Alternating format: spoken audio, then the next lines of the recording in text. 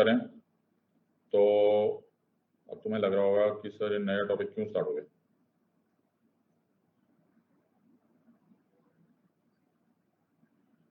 So the topic that has to be done,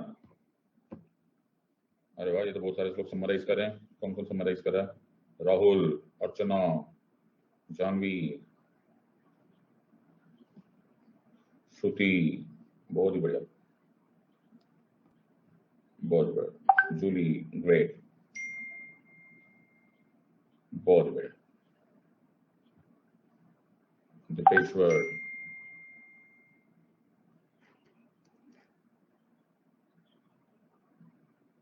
great. तो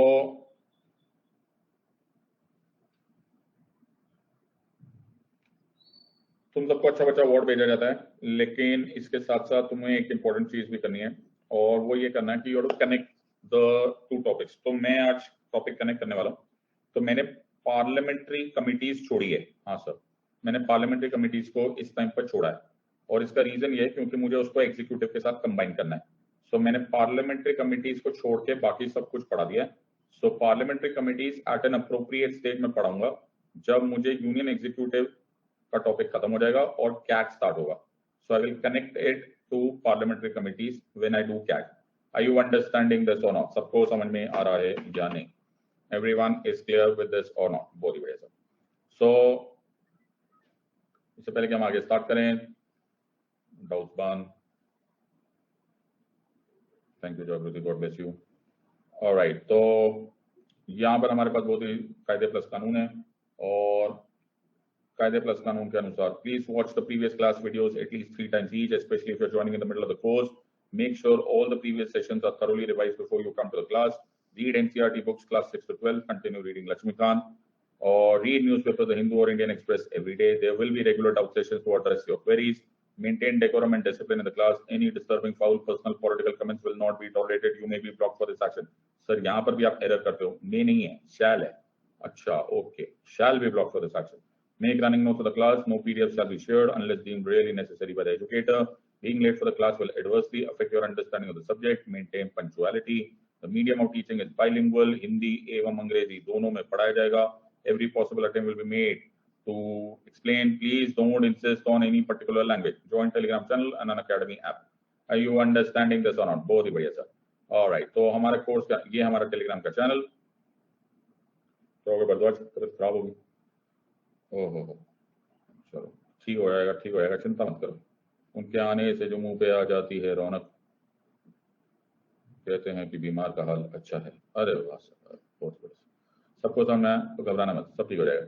सो connect with me on Telegram, okay. ये है इसका link, और अगर तुम्हारे पास मोबाइल कैमरा, सर हमारे पास 87 मेगापिक्सल का कैमरा है, तो इस कोड को स्कैन कर लीजिए और टेलीग्राम चैनल पे आ जाइए। आर यू अंडरस्टैंडिंग दिस और नॉट? पल्ले पड़ा या नहीं? बहुत ही बढ़िया सर, आगे चलेंगे। ये सर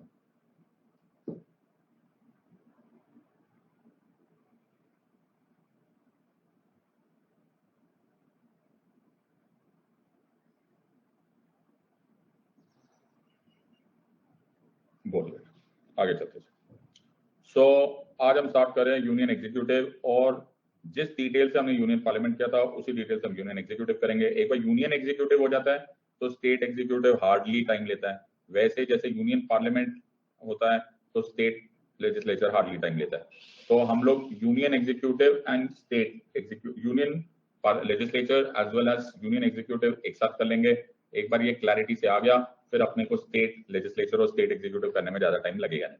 Are you understanding? तो इसमें हम करेंगे प्रोविजंस, हिस्ट्री, सारे इंपॉर्टेंट पॉइंट्स, एंड शुरुआत करेंगे हम एक बहुत ही खूबसूरत फोटोग्राफ के साथ, which is completely power. Oh, are you understanding this one?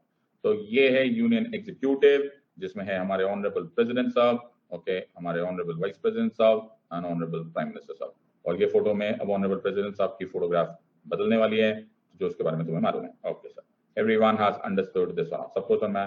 तो ये सर, ये है honourable president of India, honourable vice president of India and honourable prime minister of India. ये है यूनियन एग्जीक्यूटिव का पार्ट। और एक जो इसमें नहीं है जिनकी फोटो, वो है attorney general of India. So attorney general of India article 76 में उनको भी यूनियन एग्जीक्यूटिव का पार्ट माना जाता है। आमतौर पे लोगों को इस विषय में ज्ञान कम होता है। किस विषय में? इस विषय में। You understand this part? So attorney general of India भी यूनियन एग्जीक्यूटिव के पार्ट है, ये वो कभी भूलना मत। ओके सर, हमें याद रहेगा, ये तो सबको याद रहता ही है। सो ये तो एज सिंपल एज 2 3 4 5 6 7। क्या? 2 3 4 5 6 7। Article 52 of the Constitution, Article 63 of the Constitution, Article 74 of the Constitution. सबको समझ में आ रहा है या नहीं समझ में आ रहा है? Everyone has understood this or not? पल्ले पड़ गया या नहीं? सर हमको समझ में आ गया। 2 3 4 5 6 7. Article 52, there shall be a President of India. Article 63, there shall be a Vice President of India.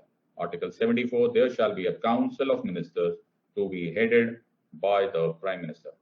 Line बोलो, क्या मैंने बोला? Council of ministers to be headed by the prime minister. पल्ले पड़ा या नहीं? Everyone has understood this. सबको समझ में आ रहा है या नहीं आ रहा? सर हमको समझ आया। तो आज हम स्टार्ट करेंगे with article 52। Sir there shall be a president. Okay sir, इसमें इतना विचार विमर्श वाली क्या लाइन थी जो आपने इतने जोर से बोला? There shall be a president. ये एक मैंडेटरी ऑफिस है, लिखते चले जाओ, नोट्स बनाओ। यस सर, ये एक मैंडेटरी ऑफिस है। क्या है ये एक मैंडेटरी ऑफिस है, इसका होना जरूरी है। You understand? तो at any given point of time, पल्ले पड़ा? यस सर, मैंने क्या बोला? तुम लोग बोलोगे नहीं? Eight any given point of time 365 days of the year हमारे पास एक प्रेसिडेंट साहब होने चाहिए। प्रेसिडेंट होना मैंडेटरी ऑफिस है। सर कभी कभी प्रेसिडेंट साहब नहीं होते, वो एक्टिंग प्रेसिडेंट होते हैं। मेरा मतलब प्रीफिक्स से नहीं है, मेरा मतलब प्रेसिडेंट से। प्रेसिडेंट होने चाहिए, प्रेसिडेंट होने चाहिए, चाहे वो एक्टिंग प्रेसिडेंट हो, चाहे वो नॉर्मली प्रेसिडेंट हो, लेकिन प्रेसिडेंट अपन को मांगता है। Are you understanding? ये एक मैंडेटरी ऑफिस है। पल्ले पड़ा या नहीं समझा? सर सबको समझा, एवरीवन हैज अंडरस्टूड। सर मेरे को आपको कुछ बताने का है। जो प्रेसिडेंट साहब है ना, तो एक ना टेबल ऑफ प्रीसिडेंस होता है। क्या होता है सर? इसको बोलते हैं टेबल ऑफ प्रीसिडेंस। की कहते हैं sir? Table of precedence. What is table of precedence? Table of precedence होता है कि कौन सा ऑफिस रैंक 1 है, कौन सा ऑफिस रैंक 2 है, कौन सा ऑफिस रैंक 3 है। तो सर इंडिया में टॉप ऑफिस कौन सा है? सर टॉप ऑफिस है प्रेसिडेंट ऑफ इंडिया। ओहो बिल्कुल top most office, first number पर is president of India. Are you understand? Sir second भी बता दो। Second office is that of the vice president of India. Third भी बता दो sir. Third office is that of the prime minister of India. Are you understanding this और not? ऐसे ही चलते जाओगे तो तुम्हें बहुत सारे देखेंगे, स्पीकर साहब, जज of the supreme court and so on and so. So the first office is that of the president of India. इसीलिए इनको बोला जाता है, देखो बेटा तारीफ के वर्ड्स बड़े मैटर करते हैं, इनको बोला जाता है हेड ऑफ द स्टेट। क्या वर्ड यूज किया जाता है? Head of the state. Word पकड़ो, क्या है sir? Head of the state. इनको बोला जाता है ऑफिस ऑफ सेरेमनी। अच्छा, इनको बोला जाता है ऑफिस ऑफ सेरेमनी। अच्छा, इनको बोला जाता है formal head of the state. Formal head of the state. अच्छा, इनको बोला जाता है nominal head of the state. क्या बोला जाता है? Nominal head of the state. सबको समझ में आ रहा है या नहीं समझ में आ रहा है? एवरीवन, सब बहुत सारे तारीफ के शब्द है। Are you understanding this part? मैं फिर से बोल रहा हूँ, इनको बोला जाता है the first citizen of India. Sir कितनी तारीफ है। तारीफ करूं क्या उसकी जिसने तुम्हें बना। सब गाने मत गाया करो, सबको समझ में आया? Huge office, head of the state, office of the ceremony, formal head of the state, nominal head of the state, first citizen of India. Are you understanding this? याद रहेगा सारी तारीफ है? हाँ सर, पल्ले बड़ा? Yes sir. तो मेरे को तुम्हें कुछ बताने का है। हाँ सर बताओ, तो आप बताओ सर। सबको याद हो रहा है? तारीफें हो रही है बेटा? कमेंट तुम लोग लिख रहे हो नहीं लिख रहे हो? हाँ सर लिख रहे हैं सर, कैसी बातें करें, लिखना हमारा फर्ज है। Okay sir, very good. Okay, Pragati सीधा एडिटोरियल सेक्शन से आई है। कौन से? प्रगति सीधा आई है न्यूज़पेपर के एडिटोरियल सेक्शन से। Okay, our president our pride. Okay, ऐसा कोई लिखकर मत आ जाना। ओके, अच्छा सर। तुम में से बहुत सारे लोगों के ऑल्टरनेटिव करियर है। हाँ सर, कुछ लोग ट्विटर आर्टिस्ट भी हो सकते हैं, यस और नो। कुछ लोग फेसबुक चैंपियंस भी हो सकते हैं, कुछ इंस्टाग्राम चैंपियंस, कुछ न्यूज़पेपर एडिटोरियल। कितने ऑल्टरनेटिव करियर है, बहुत सर। बल्ले बल्ले। ओके सर, ओके, सबको समझ में आया या नहीं? वेरी गुड, बहुत बढ़िया। देखो प्रबल बोला सर ये सब प्रेसिडेंट सर के लिए बोलते हैं। बेटा आंखें खराब हो गई तेरी, ये देख मैंने किसके लिए लिखा, देख। ओके, ओहो, आंखों में ना रोज वाटर डाला करो, गुलाब जल। अच्छा ओके, अच्छा गुलाब जल डाला करो, ओके, पानी मिला के। आजकल हर चीज में मिलावट है, आजकल हमारी आंखों को कॉन्सेंट्रेटेड रोज वाटर भी नहीं सूट करता। ओके, तो ये वो लोग है ना, ये यही टाइप के लोग होते हैं, इनके दोस्त मिलते हैं ना सिनेमा हॉल में, तो ये जाके बोलते हैं अरे तू यहाँ पीछे देख रहे? हाँ, नहीं पकौड़े तल रहा हूँ मैं, हद हो गई यार, थिएटर में पीछे नहीं देखूंगा। ओके, तो सामने लिखा हुआ इनको दिखाई नहीं देता सर। ओके सर, आगे चलेंगे। Sir sir sir sir sir sir आपको एक बात बतानी भूल गई, क्या हुआ हमारे यहाँ पे Westminster type of parliamentary democracy है, Westminster type model of parliamentary democracy. यार ऐसे तुम लोग अजीब अजीब बातें करते हो, कुछ भी कहीं भी पढ़ते हो यार, हद हो गई है यार, कोई भी बात कहीं भी पढ़ना स्टार्ट कर देते हो। अभी हमने खत्म कर दिया sir, we are already at union executive. नादान परिंदे। ओके, कॉन्सेंट्रेट कर। Westminster model of parliamentary democracy, हमारी जो पार्लियामेंट्री डेमोक्रेसी है, हमारी जो पार्लियामेंट्री डेमोक्रेसी है वो वेस्टमिनिस्टर मॉडल है। सर ये आप पहले ही बोल चुके हो, हमारे पास Westminster model of parliamentary democracy है, उसी का मतलब है कि हमारी पार्लियामेंट्री डेमोक्रेसी का तरीका वेस्टमिनिस्टर है। इसमें एक बहुत ही खूबसूरत कॉन्सेप्ट होता है। क्या कॉन्सेप्ट होता है सर? इसमें डुअल एग्जीक्यूटिव होते हैं। क्या होते हैं बेटा? सर इसमें डुअल एग्जीक्यूटिव होते हैं। क्या होते हैं sir? Dual executive. Dual executive बोले तो एक होते हैं हेड ऑफ द स्टेट और एक होते हैं हेड ऑफ द गवर्नमेंट। बात समझ में आ रहा है या नहीं समझ में आ रहा? आर यू अंडरस्टैंडिंग दिस बात? सबको समझ में आया? तो हमने डुअल एग्जीक्यूटिव, दो एग्जीक्यूटिव से काम चला रहे, एक हेड ऑफ द स्टेट होते हैं, एक हेड ऑफ द गवर्नमेंट होते हैं। अच्छा, जैसे हेड ऑफ द स्टेट कौन है? इंडिया में head of the state is president of India और head of the government is prime minister of India. पूरी बाबो, are you understanding this? Sir sir sir sir sir sir sir England में बताओ, England में king और queen is the head of the state, okay, और head of the government वहां पे भी प्राइम मिनिस्टर ही। आर यू अंडरस्टैंडिंग दिस और नॉट? सबको समझ में आ रहा है या नहीं? सर एक गाना गाना है, कौन सा? Born in the USA, I was born in the USA। Sir USA में है ना प्रेसिडेंशियल डेमोक्रेसी। जो प्रेसिडेंशियल डेमोक्रेसी है ना सर, वो हेड ऑफ द स्टेट और head of the government, head of the state और हेड ऑफ द गवर्नमेंट दोनों ही डोनाल्ड ट्रंप को बनाते हैं। किसको बनाते हैं?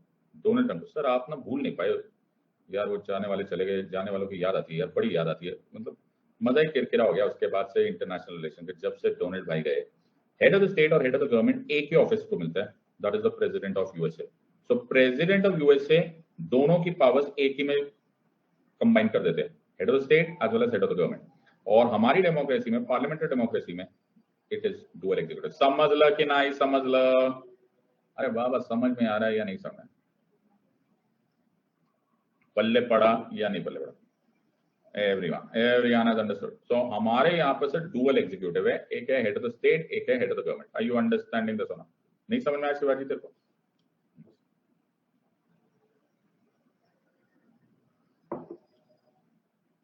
चलो, जिनको नहीं समझ में आया उनके लिए टाटा स्काई ने एक नया पैकेज निकाला है, पोगो सस्ते में। अच्छा हद हो गई सर, सस्ते में Pogo life long subscription. Okay sir, alright, उस पे आ रहा है छोटा भीम। ओके, छोटा Bheem Chhota Bheem Chhota Bheem Bheem Bheem. Are you understanding this बात? तो वो देखो, क्योंकि इससे आसान पॉलिटी नहीं पढ़ाई जा सकती, या तो वो बंदा ढूंढो जो तुम्हें इससे आसान पॉलिटी पढ़ा दे, या फिर तुम पोगो देखो। ओके, सिंपल सी बात है, चॉइस तुम्हारे पास दोनों। ओके, तो ढूंढ लो। ओके, नेवर माइंड सर, आगे चलते। सर आपसे बात नहीं की पूरी, क्या हो गया भाई, क्यों गुस्सा हो गया? आपने बोला हमारे पास डुअल एग्जीक्यूटिव है, ये हमारे हैं प्रेसिडेंट साहब, ये है हेड ऑफ द स्टेट, दूसरे कौन है? अरे बाबा बोला ना मैंने, दूसरा is the prime minister of India.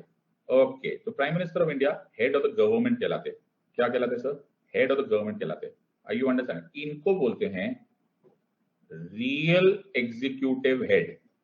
क्या बोलते सर? इनको बोलते हैं रियल एग्जीक्यूटिव हेड। और इनको क्या बोलते हैं सर? इनको बोलते हैं formal head executive. Okay, are you understanding this और नॉट? सबको समझ में आया या नहीं आया? आर यू अंडरस्टैंडिंग दिस और नॉट? सबको समझ में आया? तो ये है फॉर्मल एग्जीक्यूटिव हेड, ये है real executive head. Everyone has understood? तो बहुत ही इमोशनल बात हो गई। ओके, मतलब ध्यान से सुनना जो मैं लाइन बोल रहा हूं। द गवर्नमेंट ऑफ इंडिया, ध्यान से सुनना बेटा, ये लाइन परमानेंट हो गई है। The government of India functions in the name of the president. उड़ी बाबू, आर यू अंडरस्टैंडिंग दिस और नॉट? क्या मैंने बोला? The government of India functions in the name of the government. Are you understanding? All the functions of the government of India are done in the name of the president. तो इसीलिए उनको बोला जाता है nominal head. क्या बोला जाता है सर? Nominal head. नॉमिनल मतलब name. Are you understanding this बात? तो मेरा एक दोस्त है, ओके, क्या बात है, बहुत मेहनती है, हाँ बहुत मेहनती, बहुत पैसा कमाया उसने, बहुत पैसा कमाया, बहुत मेहनत किया। तो ये मेरा दोस्त है, ओके, इसका नाम क्या है? इसका नाम बड़ा मुश्किल नाम है, इसका नाम है एबीसी। कैसा नाम रखा है इसका? एबीसी। सो एबीसी एक दिन मेरे घर आया, बोला सिद्धार्थ भाई मुबारकबाद दे मेरे को। मैंने कहा काय को मुबारकबाद देने का, भैया तेरा नाम डीईएफ हो गया क्या? कहता नहीं नहीं, ओके मुबारकबाद दे, मेरे बेटे की शादी है। ओए होए, मैंने कहा मुबारक हो भाई, मुबारक हो, बहुत बढ़िया। ओके, तो मैंने कहा भाई तेरी सारी तैयारी होगी? कहता हाँ भाई सारी तैयारी होगी। मैंने कहा बड़ा थका हुआ लग रहा है। कहता सारी भागदौड़ मैंने करी भैया। ओके, रिश्ता ढूंढने मैं गया, ओके, मंडप वालों से मैंने बात की, ओके, डीजे वाले बाबू को मैंने बुलाया, अच्छा सब कुछ मैंने तैयारी की, सारा। मैंने कहा खर्चा किसने किया? कहता सब मैंने खर्चा किया भाई, पाई पाई जमा करके मैंने ऐसे जमा किया। ओके, मैंने म्यूचुअल फंड में भी लगाया था पैसा, वो भी यूटिलाइज किया, वो बाजार रिस्क के अधीन है तो भी मैंने पैसा लगाया। मैंने कहा अच्छा भैया बहुत मेहनत की। सारी मेहनत किसने की? एबीसी ने की। आई यू अंडरस्टैंडिंग दिस बात? मैंने कहा थक गया होगा तो बुलाऊंगा मैं। बोला तू आएगा? मैंने कहा हाँ मैं आऊंगा, मैं तेरे बेटे की शादी में जरूर आऊंगा, तू मुझे कार्ड देखा जा पक्का? तो बोला हाँ मैं कार्ड देखा है। तो मैंने उसका कार्ड देखा, ऐसा कार्ड, तो सुंदर सा कार्ड था। ओके, उसमें डेट लिखी थी, जगह लिखी थी, बोला सब लोग आएंगे तो गिफ्ट लेकर जरूर आना, ओके बहुत खर्चा होता है, ऐसा सब कुछ लिखा हुआ था। आई यू अंडरस्टैंडिंग दिस पार्ट? सबको समझ में आया? सर उल्टा लिखा हुआ था, बोलते गिफ्ट नहीं लेकर आना, मेरा दोस्त है ना बेटा, ओके, तो वो तो मांगेगा मुझसे पैसे, ओके। लेकिन कमाल बात कुछ और है, कमाल बात है कि उसके नीचे लिखा हुआ था dash invites you to the marriage of, to the marriage of, इस सन का नाम लिखा हुआ था। सन का नाम क्या था? डीएफ। अच्छा, और एबीसी का बेटा डीएफ, ओके। लेकिन ये जो डैश था ना बेटा, इससे मेरा दिल टूट गया। क्यों? डैश में पापा जी का नाम नहीं लिखा हुआ था, पापा जी के पापा जी का नाम लिखा हुआ था, यानी कि ग्रैंडफादर का नाम लिखा हुआ था। ये तुम लोग के यहाँ पे ऐसे ही होता है ज्यादातर, हमारे यहाँ पे ना नॉर्थ इंडिया में तो पक्का ऐसा होता है, साउथ में भी ऐसे ही होता है। वहां पे दादाजी के नाम से इनविटेशन जाता है। हाँ, दादाजी इनवाइट करते हैं, दादाजी बोलते हैं आप लोग आइए, मेरे पोते की या पोती की शादी में आइए और आशीर्वाद दीजिए। मेरा तो दिल ही टूट गया। मैंने एबीसी को बोला, मैंने कहा एबीसी एक ही हो गया, खर्चा तूने, भाग दौड़ तूने, मंडप में तू भाग दौड़ किया, डीजे वाले बाबू को तूने बुलाया, म्यूचुअल फंड में तूने इन्वेस्ट किया, सारी सारी मेहनत तेरी है, थक तू गया है, नाम दादाजी का, ये क्या बात हुई? तो उसने क्या बोला? All the work, all the work of the family,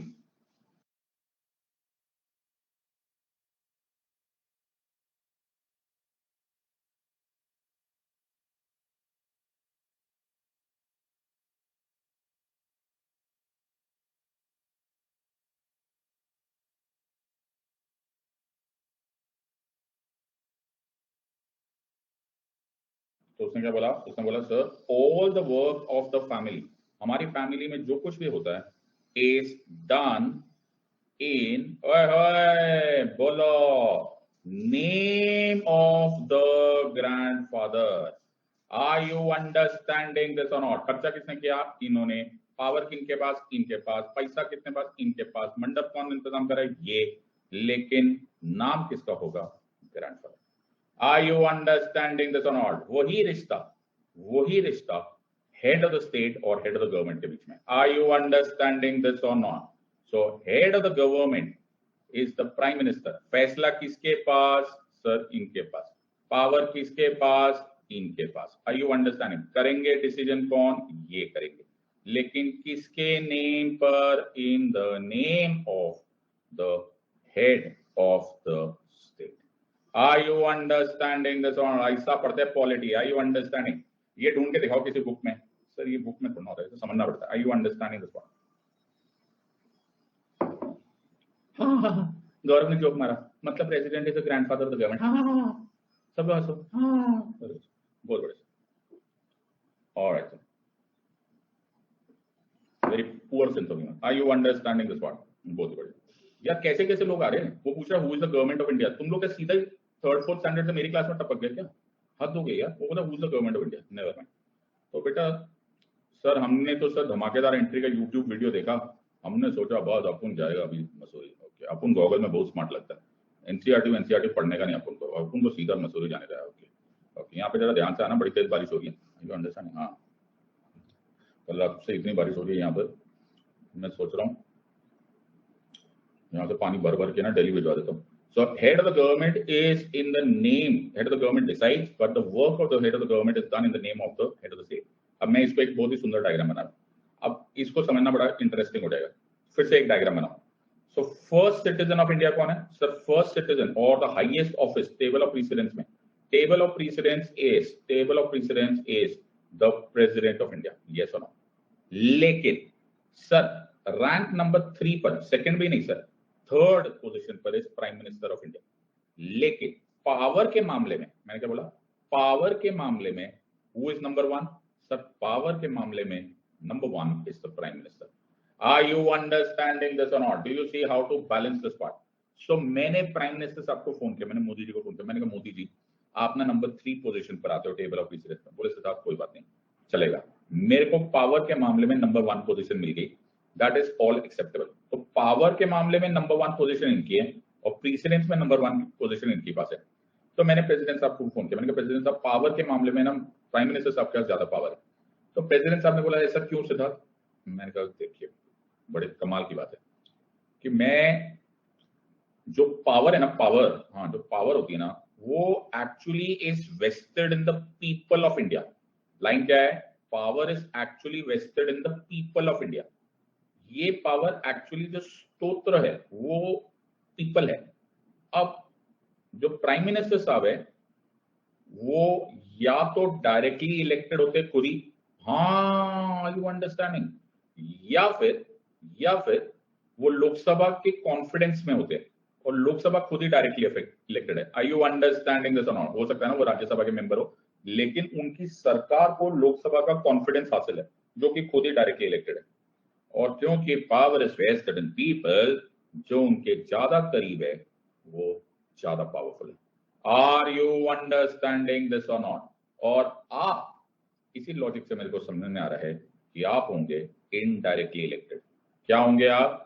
indirectly elected. Are you understand? Indirectly मतलब सर, मतलब पीपल नहीं वोट करेंगे आपके लिए, फिर पीपल के रिप्रेजेंटेटिव्स वोट करेंगे। कौन वोट करेंगे सर? पीपल के रिप्रेजेंटेटिव्स वोट करेंगे। कौन होते हैं सर पीपल के representatives?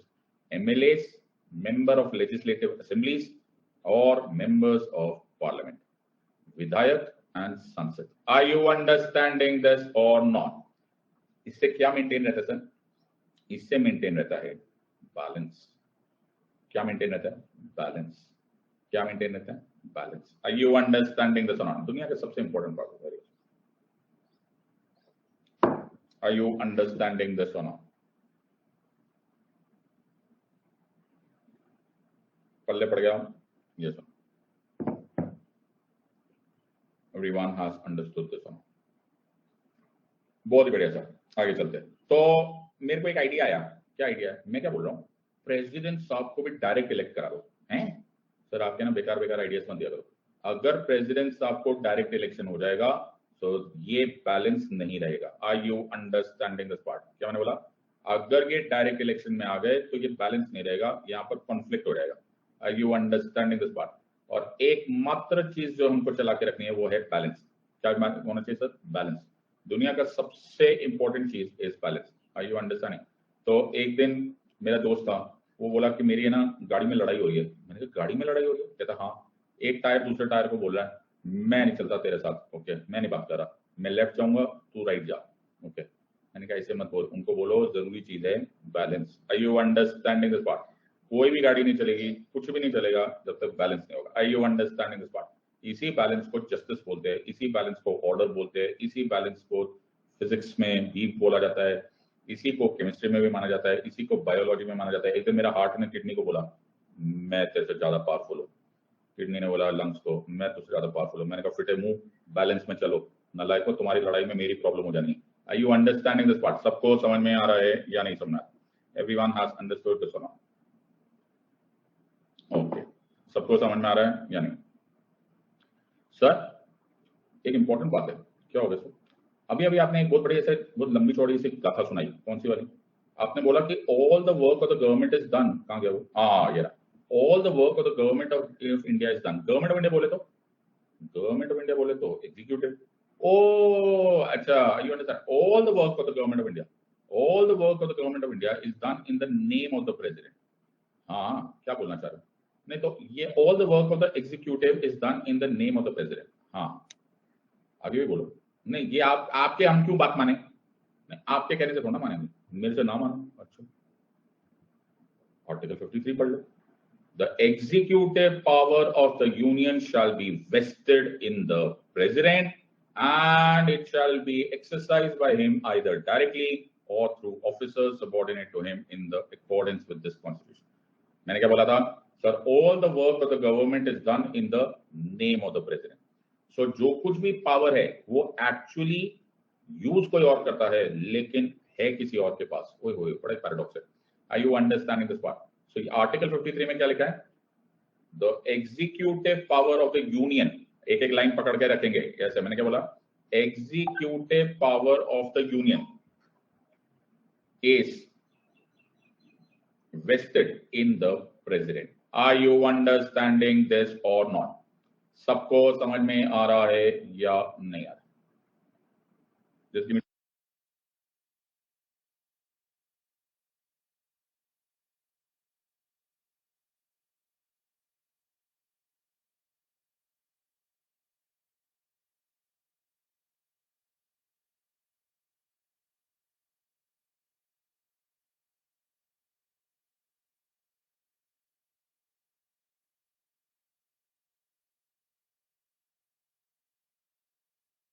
power of the union is vested in the president. अब ध्यान से सुनना, अब कनेक्शन आने वाला है.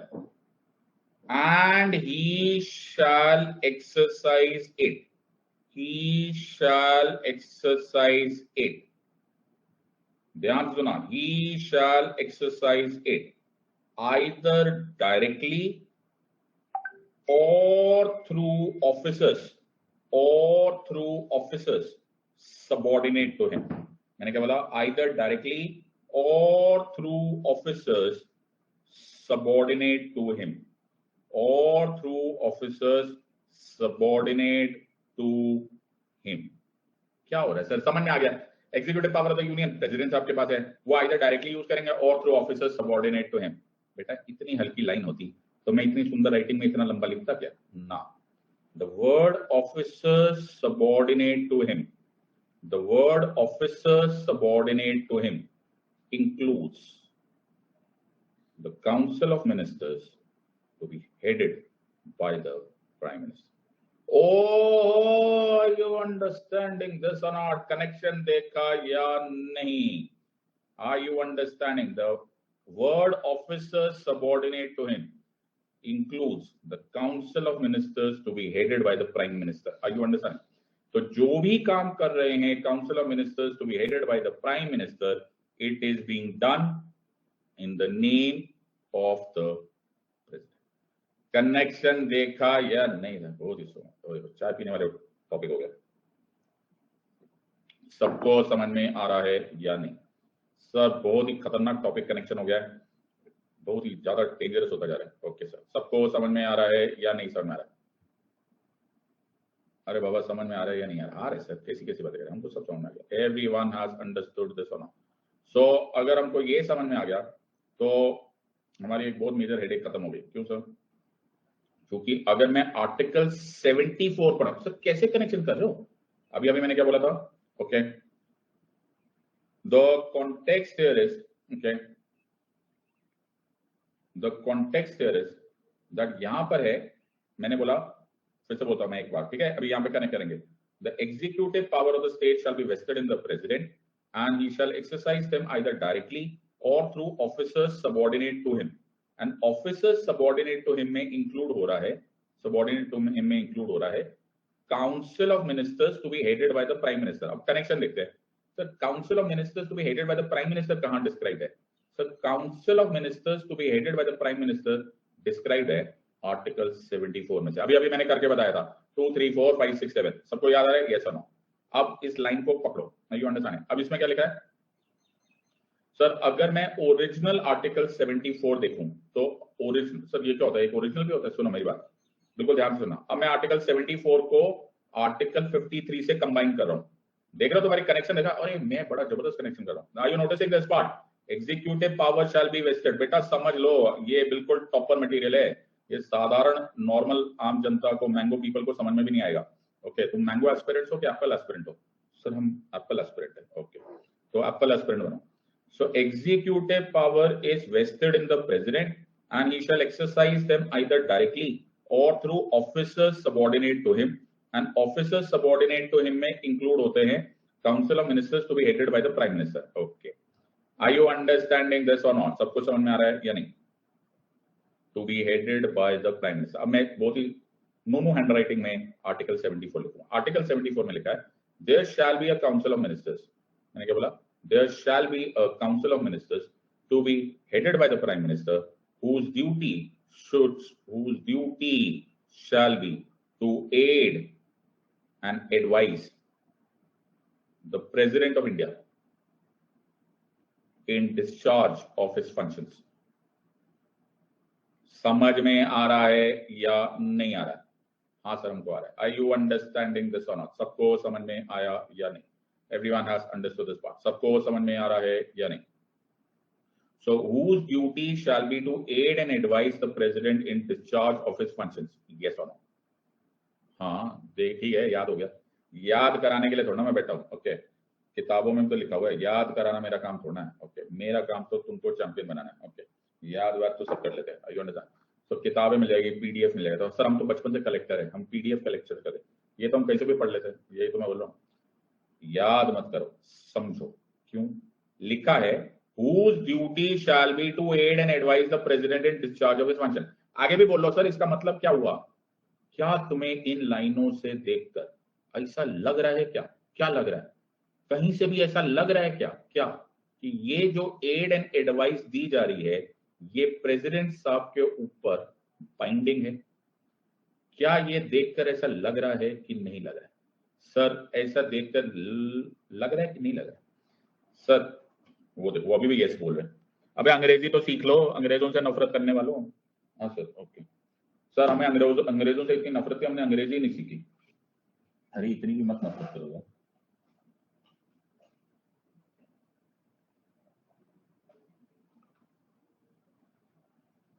ओके, सो यस, समराइजेशन बीच में कर ले बेटा श्रुति, पहले टॉपिक हो जाने दे, पहले समराइज करके कहां जाएगी? ओके, सो इसको समझो यहां तक। सर इस लैंग्वेज से ऐसा कुछ भी नहीं लग रहा कि प्रेसिडेंट साहब is bound by this advice.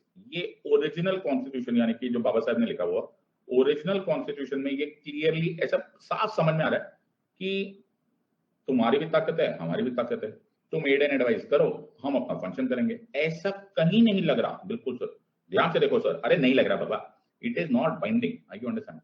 फिर स्वागत नहीं करोगे हैं?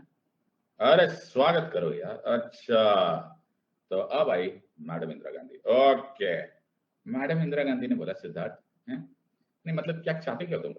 मैं प्राइम मिनिस्टर हूं। मैंने कहा हाँ जी। जब मैं प्राइम मिनिस्टर हूं तो मैं रियल हेड एग्जीक्यूटिव हूं, मैं डायरेक्टली इलेक्टेड रिप्रेजेंटेटिव हूं, और जो प्रेसिडेंट साहब है वो nominal head of the state है। हाँ, वो formal head of the state है। मेरे को ये जम नहीं रहा बाबा। मैंने कहा मतलब मैं इसको चेंज करूं मतलब? तो उन्होंने पास किया 42nd कॉन्स्टिट्यूशनल अमेंडमेंट एक्ट 1976। अच्छा, और उन्होंने आगे लिख दिया there shall be a council of ministers with the prime minister as its head to aid and advise the president। Sir ये तो पहले भी था, आगे भी तो देख लो, आगे भी तो देख लो। क्यों? मैडम ने इसको ऐड कर दिया, who shall exercise his function in accordance with the advice tendered। ओरी बाबा, the 42nd amendment 1976 से ये एडवाइस अब बाइंडिंग लग रही है।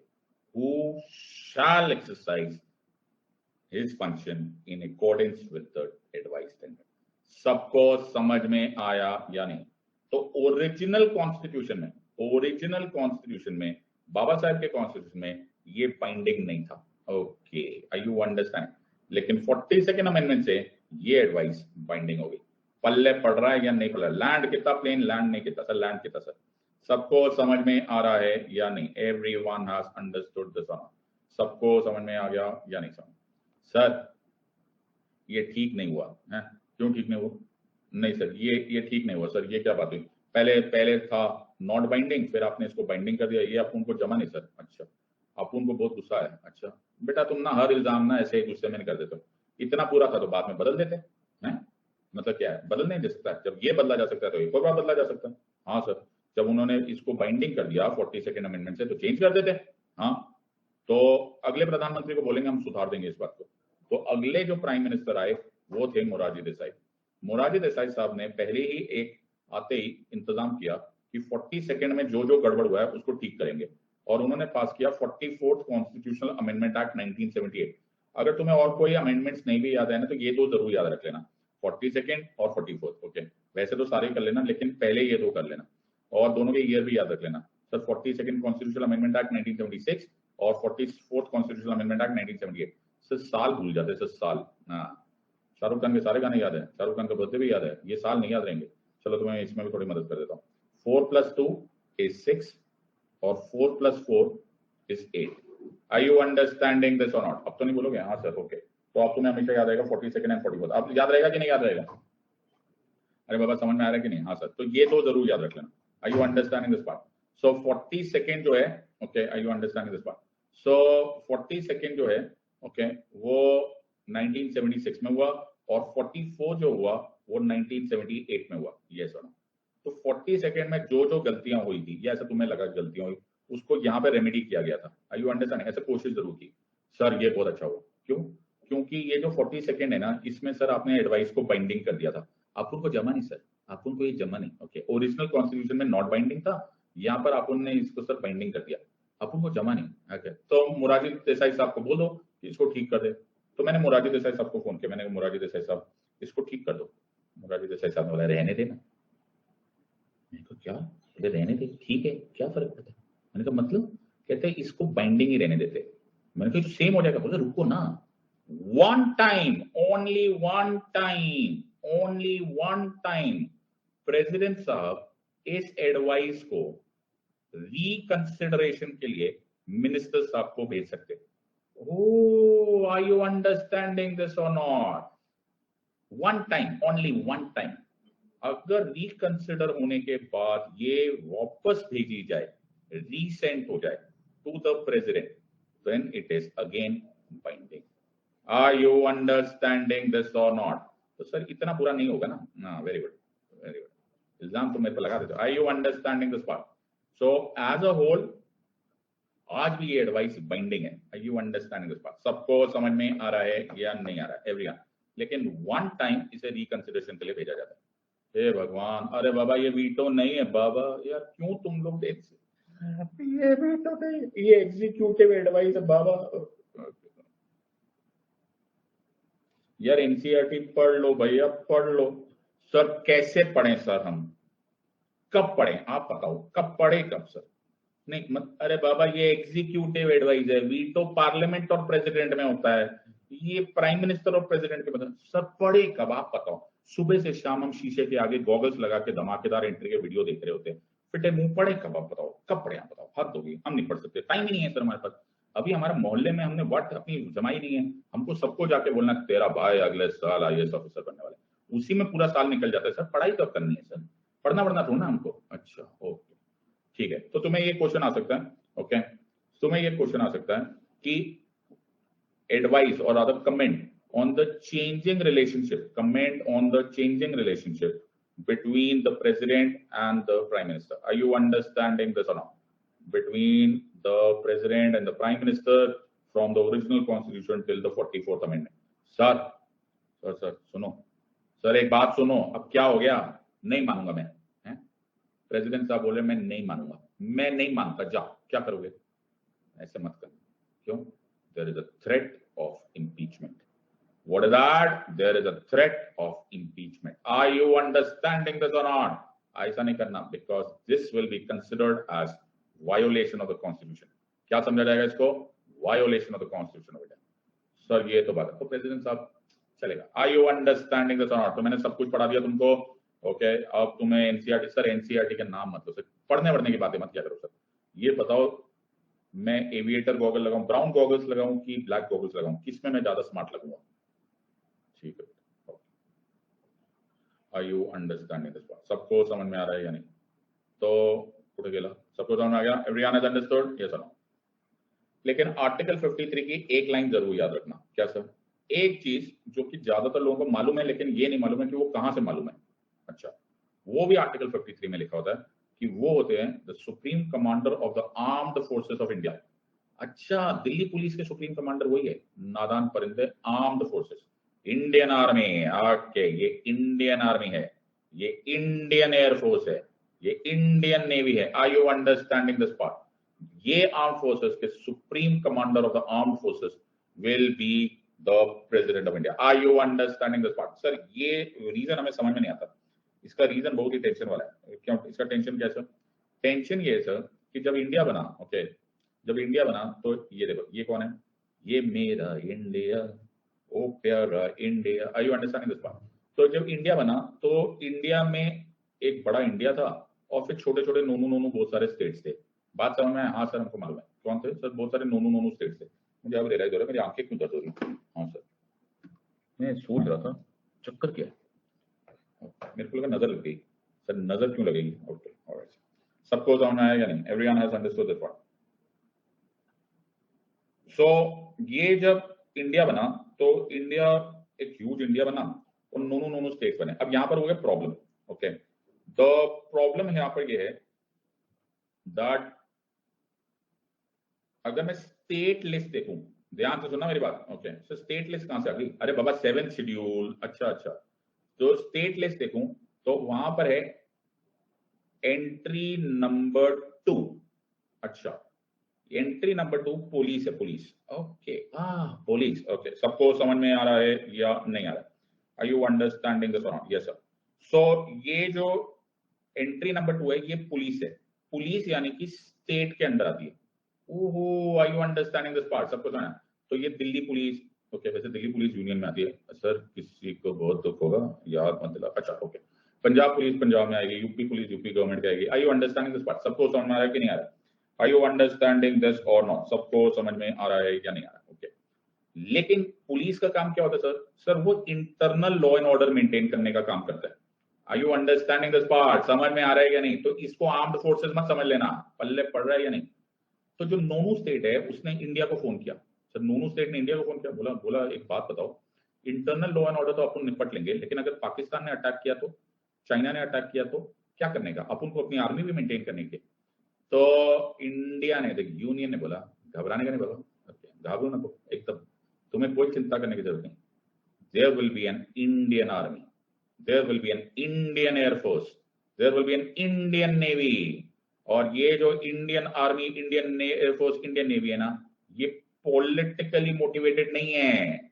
ये जहां पर हेड ऑफ द स्टेट बोलेंगे, और head of the state political नहीं होता, okay, he is the formal head, he is the office of the ceremony. जहां हेड ऑफ द स्टेट बोलेंगे वो इंडियन आर्मी वहां पहुंच जाएगी, इंडियन एयरफोर्स वहां पहुंच जाएगी। हमें कोई फर्क नहीं पड़ता कौन सा छोटा स्टेट है कौन सा बड़ा स्टेट है, हम वहां पहुंच जाएंगे। आर यू अंडरस्टैंडिंग दिस और नॉट? सबको समझ में आ रहा है या नहीं? बात समझ में आ रहा है या नहीं?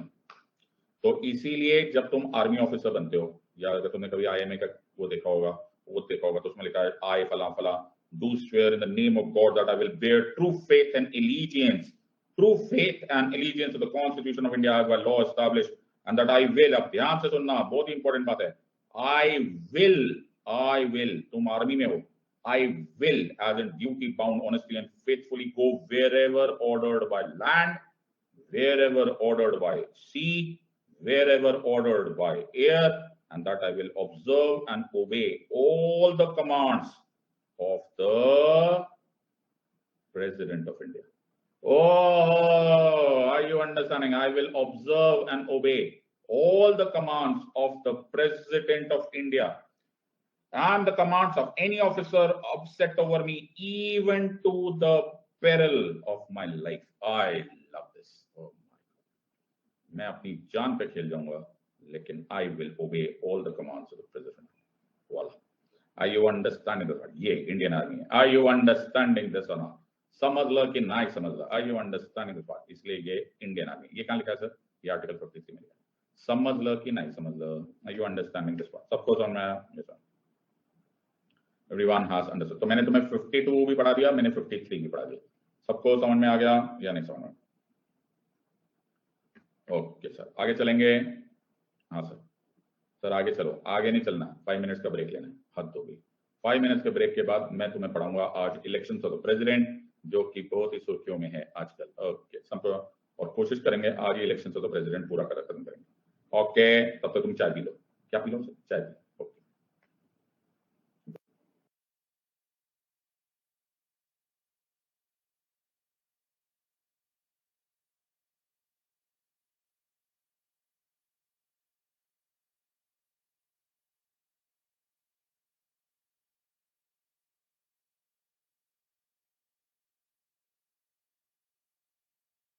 चलिए, सो यूट्यूब वीडियो देख रहे होते, बहुत ही बढ़िया. सो प्राची, वंशिका, गौरी, जानवी, मधुसूदन, आरती, अर्चना, सृष्टि, रेणुका, शालू, बहुत बढ़िया.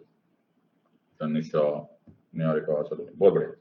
सो चॉइस तुम्हारी होती है माय फ्रेंड. ओके, एक ही स्कूल से निकल के कुछ लोग चैंपियन बन जाते हैं, कुछ लोग चाय की टपरी पे बैठ जाते हैं. इट ऑल डिपेंड्स अपॉन कि तुम जो नॉलेज मिलते हैं, जो भी नोटबुक में कर रहा है उनके लिए भी मैं खुश हूँ. ओके, तुम उस नॉलेज का करोगे क्या? ओके, तुम्हें कोई पढ़ा सकता है, बट मेहनत तुम्हारी है. You understand? तो एक शायर ने बोला था, अमल से बनती है जिंदगी. क्या बोलता था? अमल से बनती है जिंदगी, जन्नत भी जहन्नम भी. अमल से, करने से. अमल से बनती है जिंदगी, जन्नत भी जहन्नम भी. ये खाकी अपने आप में ना नूरी है ना नारी है, ना फायर है ना वाटर है. Are you understanding this part? What do you make out of your life is your doing. Are you understanding this part? सबको समझ में आ रहा है या नहीं? So it is your life. Are you understanding? तुम्हारे पास सेम किताबें, सेम 24 घंटे है. दुनिया में सबके पास सेम 24 घंटे है. But what do you do out of it? तो मैं तुम्हें फिर ये बात बोल रहा हूँ, मेहनत करो बेटा, मेहनत. ये लास्ट अपॉर्चुनिटी है. इसके बाद ऐसा अपॉर्चुनिटी फिर कभी नहीं मिलेगा. Are you understanding this part? सबको समझ में आ रहा है कि नहीं? So it is a very, very important time. ये DNA changing exam है my friends. Please understand. This is the DNA changing exam. नौकरियां तो मिल ही रहेगी बेटा, 10, 20, 50, 60 हजार, लाख रुपए कमाई लोगे, लेकिन इतनी यंग एज में इतनी पावर तुम्हें नहीं मिलेगी. Are you understanding? So it is very, very important कि पढ़ लो. अगर तुमने इस एग्जाम को क्रैक किया, तुम्हारा डीएनए बदल गया, तुम्हारी फैमिली का डीएनए बदल गया, तुम्हारी सोसाइटी का डीएनए बदल सकता है, तुम्हारे कंट्री का डीएनए बदल सकता है. Work hard. Are you understanding this part? Sir work hard कैसा करने का बाबा? ओके, आप उनको धमाकेदार एंट्री वीडियो देखने का है. अच्छा, ओके. सो अब हम करेंगे द प्रेसिडेंट ऑफ इंडिया का इलेक्शन. अब जैसा मैं बोलता जा रहा हूँ वैसे याद करते जाओ और उसको याद करो. So the president of India का इलेक्शन होता है इनडायरेक्ट इलेक्शन. क्या होता है सर? Indirect election. Okay, by proportional representation. मैं इस क्लास में इसको खत्म करूंगा, तो be very careful and understand this. By proportional representation and single transferable vote. मैंने क्या बोला सर? हमको सुनाई दिया. And single transferable vote. मैं फिर से बोल रहा हूं, क्या मैं बोला? Indirect election by proportional representation and single transferable vote. ये याद हो गया या नहीं याद हो गया? सर याद हो गया. कैसी बातें कर, सबको समझ में आ गया? Indirect election by proportional representation single transferable vote. तो तुम रेड कलर की नेरोलैक पेंट लो और पतले वाला ब्रश लो और दीवार पे लिखो. सर आप फिर पिटवाओगे. अच्छा, indirect election, proportional representation, single transferable vote. Are you understanding this part?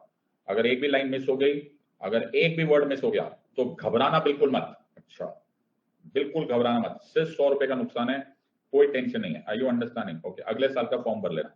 Indirect election, proportional representation, single transferable vote. Are you understanding this part?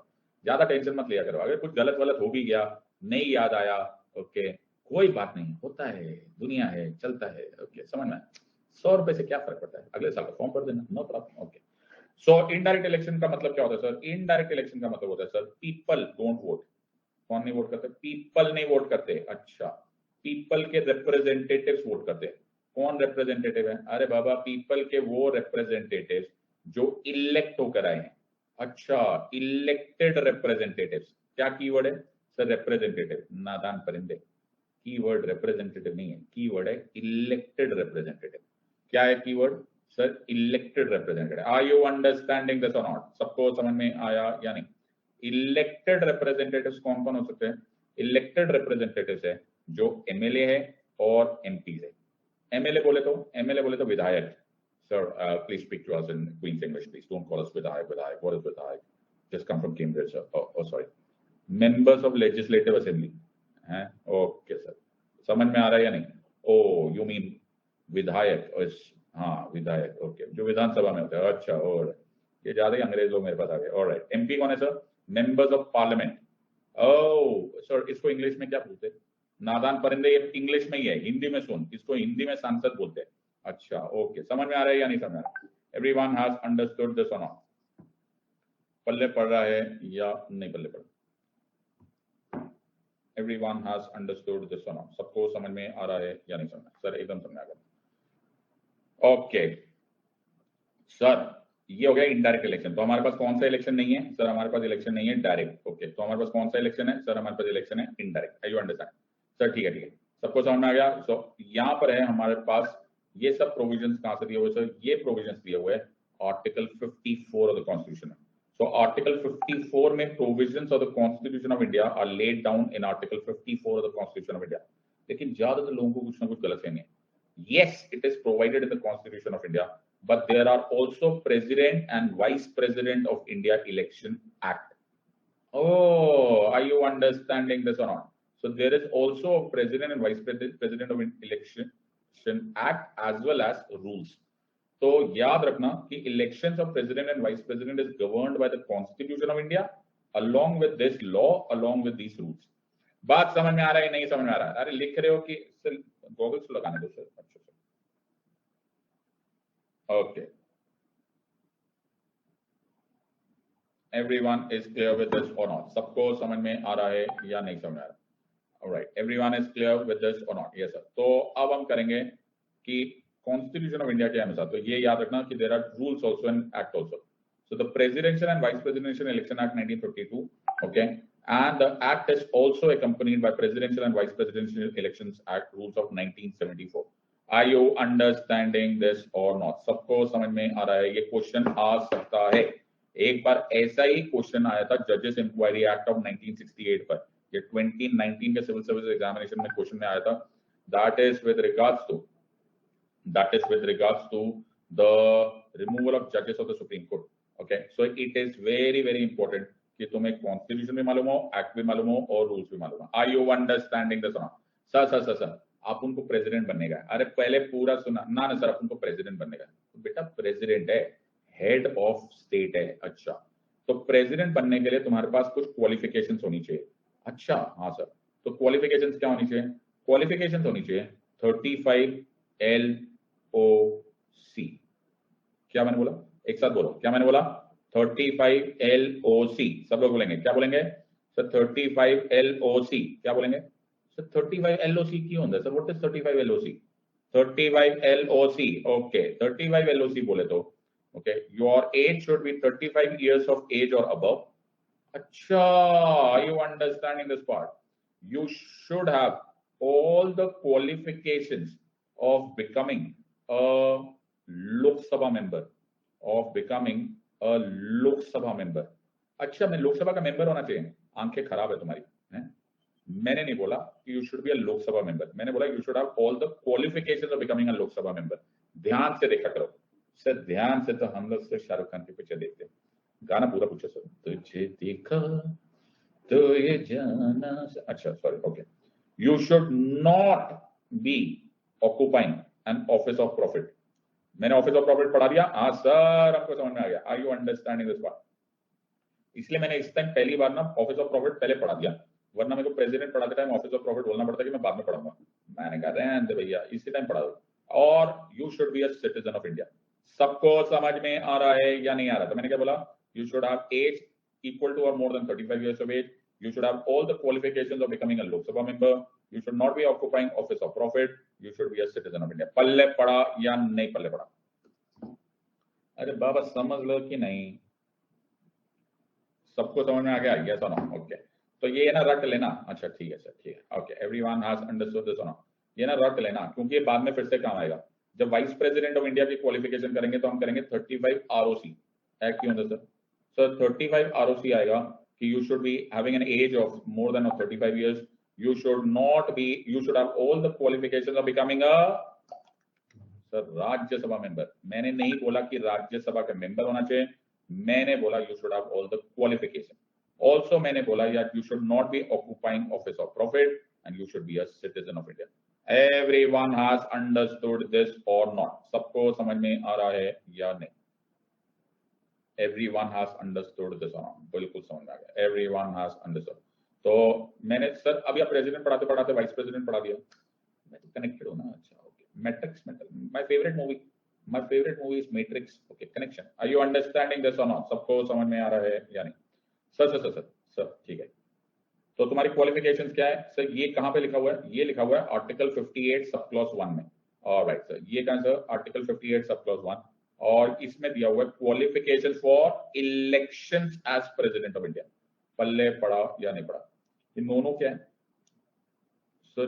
2 bar no क्या लिखा है सर? 1 बार नो मतलब नो और 2 बार नो मतलब यस। अच्छा sir, सब लोग yes लिख रहे हैं, हमने सोचा हम नो लिख लेते। अच्छा, थोड़ा अलग रहना मांगता है आप उनको। ओके, आप उनको डिफरेंट होना मांगता है, आप उनका स्टाइलिश डिफरेंट है। ओके ठीक है sir, everyone has understood this और नॉट? ओके ऑलराइट सर, आगे चलते हैं। सो इंपॉर्टेंट लाइन, इसको ऐसे समझ सकते हैं sir, a person who isn't a citizen of India isn't eligible for election as president, a person must have completed the age of 35, a person must be qualified for election as a member of the house of people, a person must not hold a government और central और state office of profit. सबको समझ में आ गया? ये कहां लिखा हुआ सर? ये आर्टिकल 58 में लिखा है। सबको समझ में आ गया? यहाँ तक क्लियर हो गया? यस और नो? सर आप उनको सर दिल खुश हो गया सर हमारा, बहुत ही बढ़िया। एवरीवन हैज अंडरस्टूड दिस और नॉट? सबको समझ में आ रहा है या नहीं समझ? ठीक है सर, तो मैं एक सुंदर सा डायग्राम बनाऊंगा। ओके, मैं एक सुंदर सा, ओके ओके, तो आगे समझने की कोशिश करते हैं।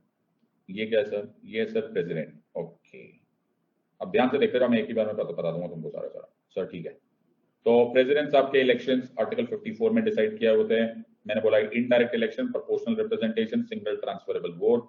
मैंने इनकी क्वालिफिकेशंस देख लिया आर्टिकल 58 में। तुम्हें अगर आर्टिकल ना भी याद रहे कोई फर्क नहीं पड़ता, तुम्हें कोई नहीं पूछा जाएगा, बस क्वालिफिकेशन याद रख लेना। ठीक है सर, क्वालिफिकेशन याद रख लेना, 35 LOC। Are you understanding this one? So 35 years of age, all the qualifications of becoming a Lok Sabha member, not an office of profit, citizen of India.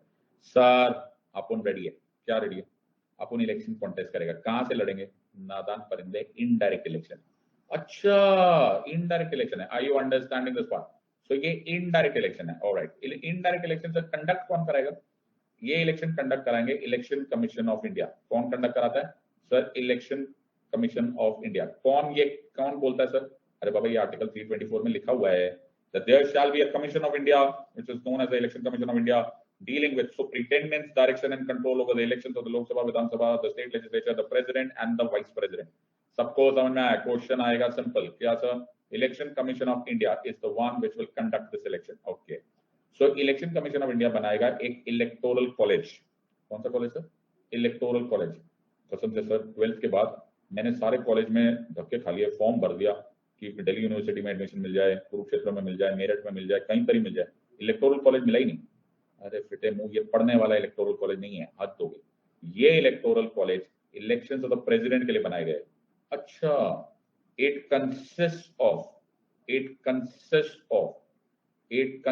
Of, आगे भी बोल लो sir, it consist of elected members. मैंने क्या बोला? All, हाँ sir, all members. अरे नादान परिंदे, बीच में इतना बड़ा हाथी बैठा हुआ है। ऑल इलेक्टेड मेंबर्स, अच्छा, of all the Vidhan Sabha, zone से Vidhan Sabha, so just came from Cambridge university, please speak to us in English. अच्छा sorry, all the state legislative assembly. अब ठीक है अंग्रेज? हाँ सर, सबको समझ में आ रहा है या नहीं? Okay, of all the states, and the union territories of Delhi, Puducherry, and Jammu and Kashmir. Okay, सबको समझ में। सर जम्मू एंड कश्मीर का भी विधानसभा बना नहीं, जब बनेगा तब डाल देंगे। Are you understanding? आज की डेट में किस किस का होगा? Sir Vidhan Sabha of all states and the union territories of Delhi and Puducherry. पल्ले पड़ रही है या नहीं पल्ले पड़ रही है? Are you understanding? Important word क्या है सर? Important word is elected members. समझ लो कि नहीं समझ लो? हाँ सर। सर आगे बोलो ना। And all elected members of parliament. अच्छा, ओके, मतलब Lok Sabha and the Rajya Sabha. Are you understanding? Keyword क्या है सर? कीवर्ड है इलेक्टेड। कीवर्ड की है सर? कीवर्ड है इलेक्टेड। समझ लो कि नहीं समझ लो?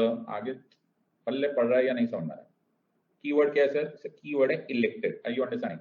सर सचिन सचिन सचिन सचिन सचिन नहीं पाट लेंगे ना, वो नॉमिनेटेड मेंबर है। Are you understanding this or not? सबको समझ में आ रहा है या नहीं समझ में? Everyone has understood. So word क्या है सर? All elected members। पल्ले पड़ गया या नहीं पल्ले पड़ा? Everyone has understood this or not? ठीक है सर, पल्ले पड़ेगा सर। तो मेरा डायग्राम सर, डायग्राम नहीं बनाओ सर प्लीज। अरे रुको नहीं यार, मेरा डायग्राम पूरा होने दो, सर बार बार रिकैप होना चाहिए। ओके ओके, देखो मैं कितना सॉलिड डायग्राम्स बनाता हूँ एकदम। मैं आर्किटेक्ट होना मानता था।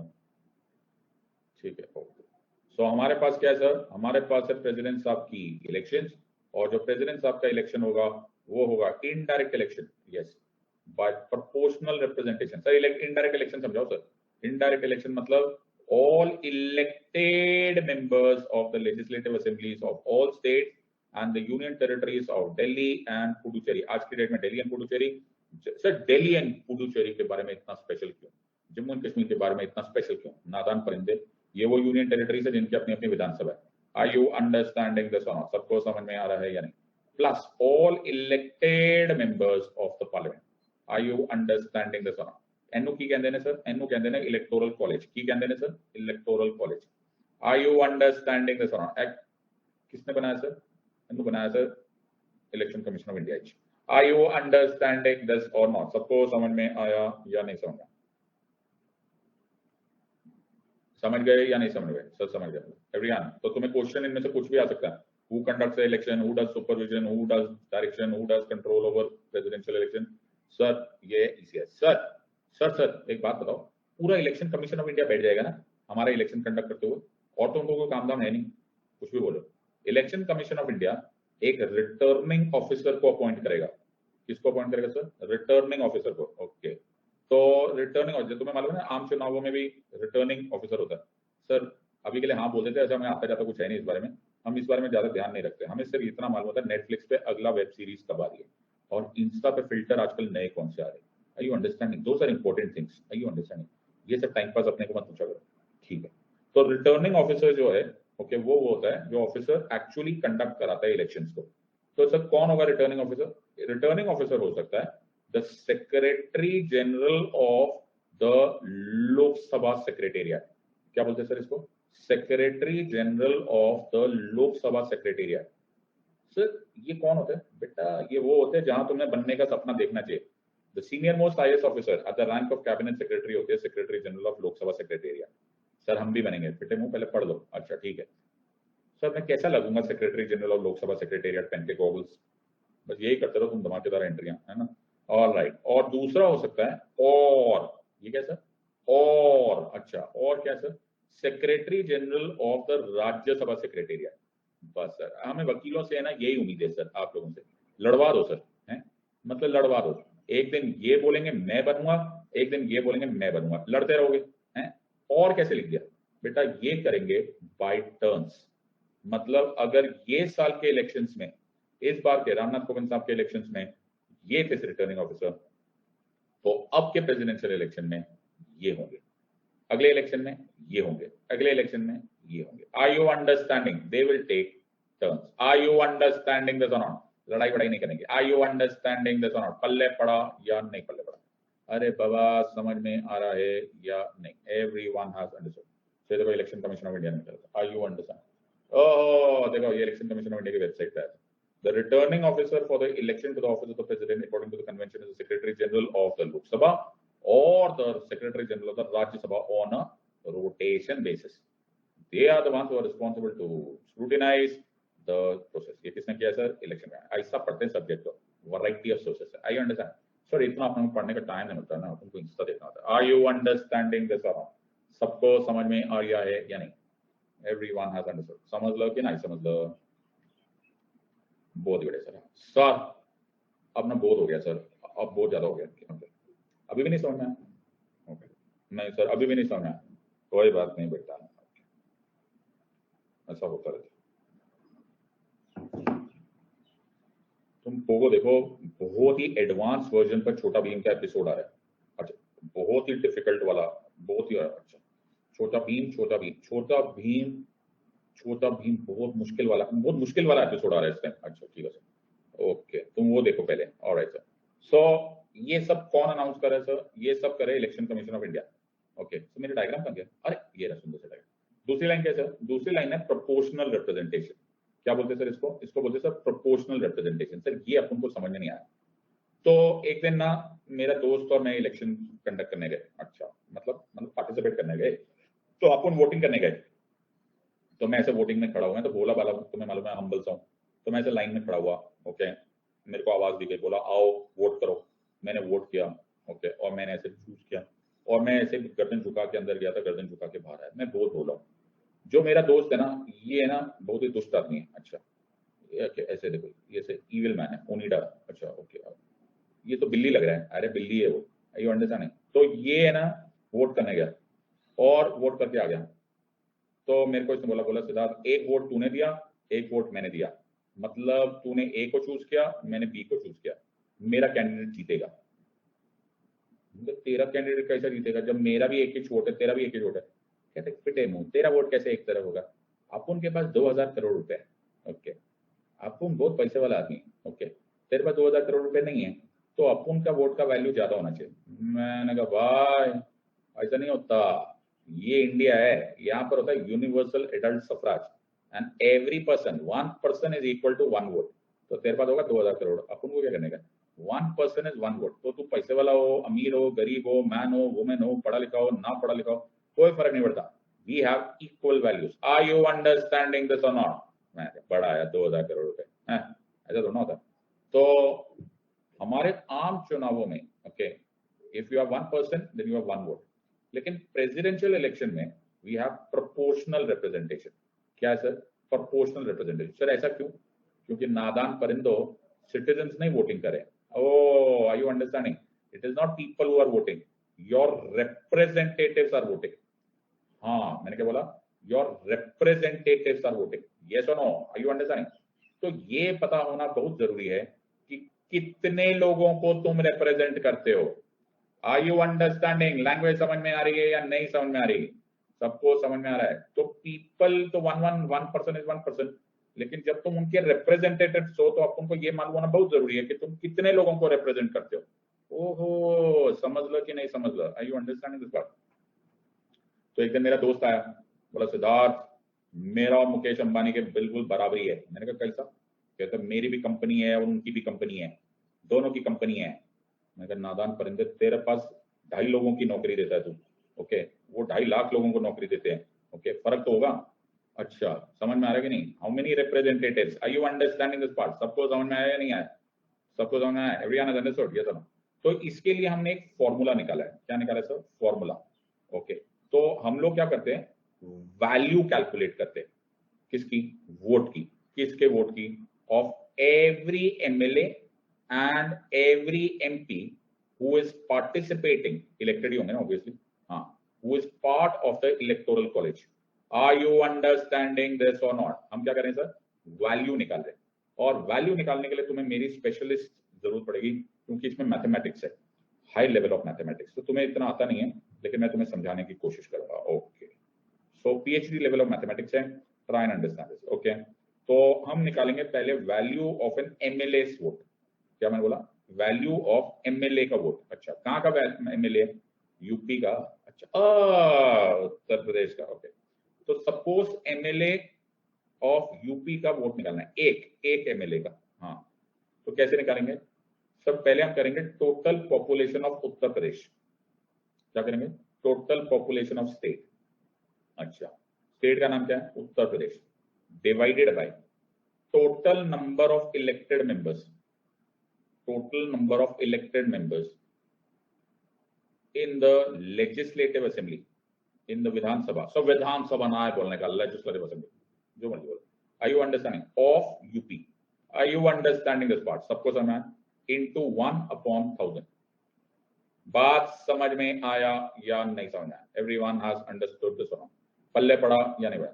सो total population of Uttar Pradesh divided by उनके विधानसभा में कितने इलेक्टेड मेंबर्स होते हैं, मतलब नॉमिनेटेड मेंबर्स को हटा दो और इनटू 1/1000। ठीक है। सा कर्नाटका का बताओ, कर्नाटका का बताओ।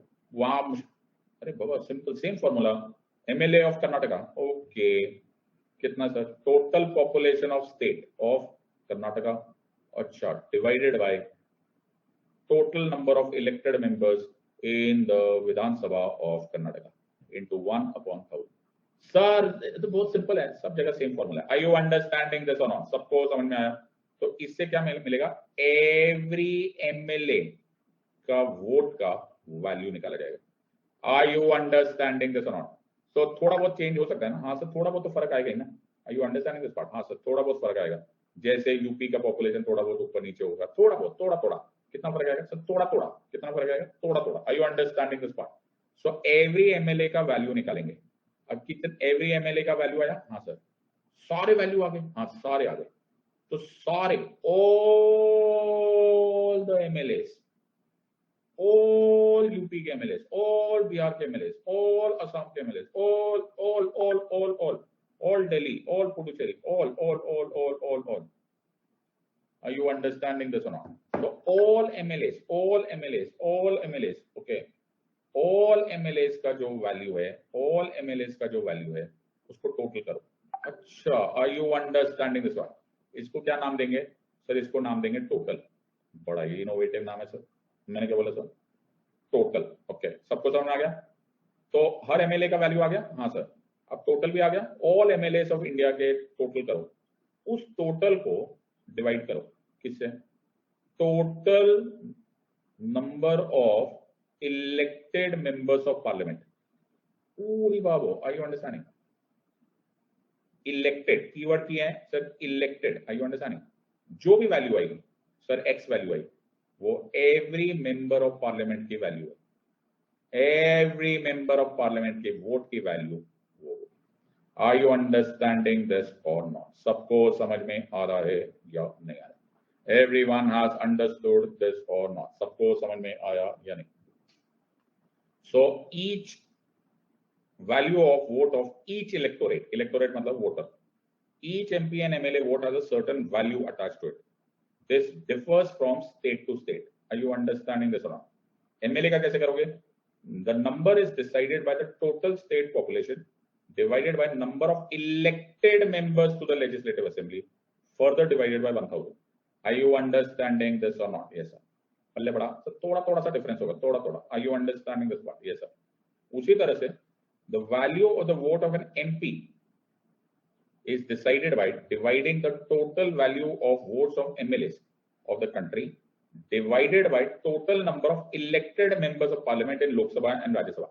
सर हमको है ना, आप दोबारा मत बोलना, लेकिन हमको पता चल गया कि कीवर्ड क्या है। Keyword is elected. कीवर्ड क्या है सर? इलेक्टेड। कीवर्ड क्या है sir? Elected. Are you understanding this और नॉट? सबको समझ में आया या नहीं समझ में आया? एवरीवन हैज अंडरस्टूड दिस और नॉट? पल्ले पड़ गया या नहीं?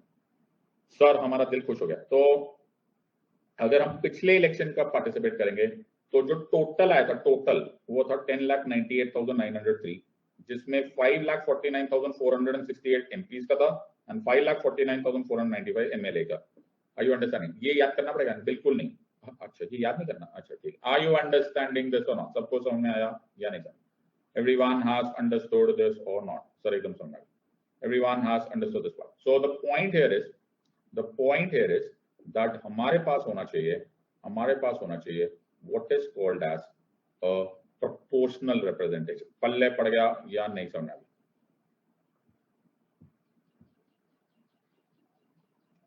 ओके सर, हमको सब समझ आया। Sir okay